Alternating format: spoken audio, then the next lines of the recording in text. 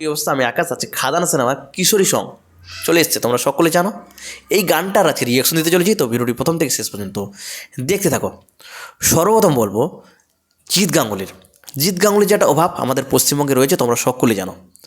এই গানটা আসার পর একটু হলেও মনে হচ্ছে যে জিৎ গাঙ্গুলির অভাবটা পূর্ণতা পাচ্ছে। গানটা ভাই সত্যি কথা বলতে মারাত্মক লেভেলের হয়েছে। প্রত্যেকটা হুকলাইন, প্রত্যেকটা কথা যেটা মন ছুঁয়ে গেছে। এই গানটা অনেকবার শুনেছি ভাই, অনেকবার শুনেছি।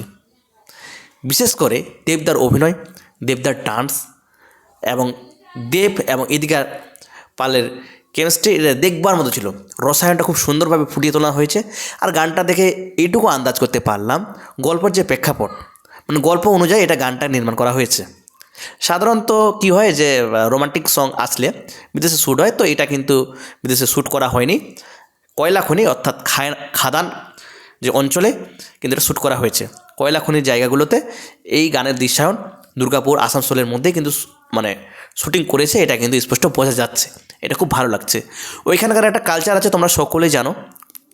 শ্রমিক যারা খেটে খাওয়া মানুষ, সেখানকার একটা কালচার, আদিবাসী সম্প্রদায়ের একটা কালচার এখানে দেখানো হচ্ছে। অনেক আদিবাসী মেয়ে ছেলে এখানে রাখা হয়েছে।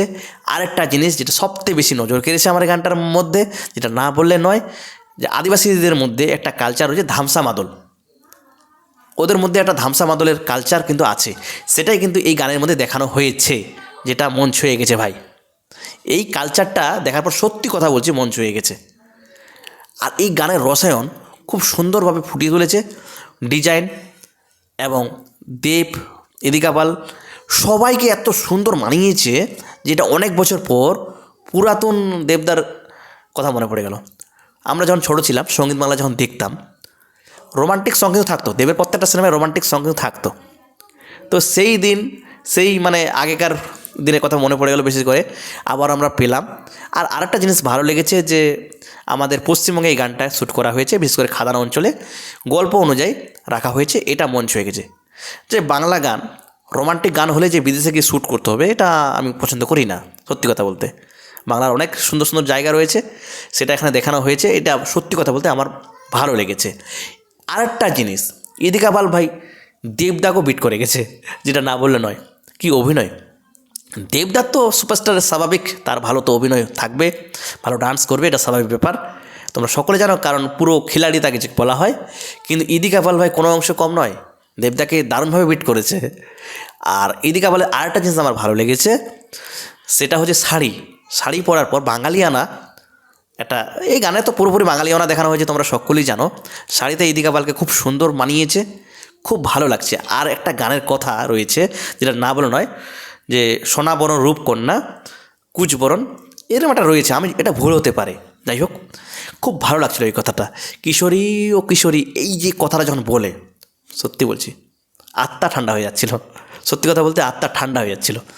আরেকটা জিনিস, এই গানটা, দুটো গান এসছে খাদান সিনেমা, তোমরা সকলেই জানো।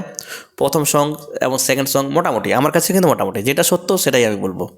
খুব যে বিশাল ভালো লেগেছে তা কিন্তু না, মোটামুটি, খারাপও না। কিন্তু তৃতীয় সং, এই কিশোরী সংটা খুবই সুন্দর লেগেছে ভাই। একটা সিনেমার জন্য একটা গান যদি ভালো পপুলার হয়, ভালো ভিউজ হয়, ভালো ভাইরাল যদি হয়ে যায়, তাহলে কী হয় যে বক্স অফিসে ভালো কিন্তু সারা জায়গায়, তোমরা ভালো করে জানো। আর এই গানটা আসার আগেই প্রচুর পরিমাণে ভাইরাল হবে। রিলস তো ইতিমধ্যে দেখলাম ইনস্টাতে বানানো শুরু হয়ে গেছে। এটা সিনেমার ভালোটা প্রচারের অংশ নেবে আমার মনে হয়। আরও দু তিনটা সং রয়েছে, তোমরা সকলেই জানো।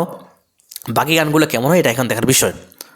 এই গানটা আমার সত্যি কথা বলতে খুবই ভালো লেগেছে, মানে খুবই ভালো লেগেছে। এক কথায় অনবদ্য ভাই, মানে এক কথায় অনবদ্য, গানটা খুবই সুন্দর হয়েছে। গানের প্রত্যেকটা কথা, যারা প্রেম করছে, যারা ইয়াং ছেলেপেলে আছে, তাদের তো আরও ভালো লাগবে এক কথায় বলতে।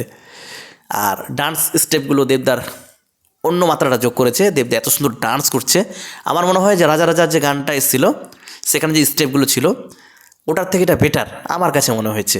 কালার গ্রেডিং অসম্ভব সুন্দর ছিল। যাই হোক, বেশি কিছু আর বলবো না, এটাই বলার ছিল। এই ছিল আজকের মতো আমাদের নিউজ। যদি ভালো লাগে অবশ্যই লাইক কমেন্ট শেয়ার এবং সাবস্ক্রাইব করতে ভুলবেন না। আর পেজ থেকে দেখলে ফলো করে দেবেন, আমাদের একটা ইনস্টা আইডি রয়েছে, সেখানেও ফলো করে দেবেন। ধন্যবাদ।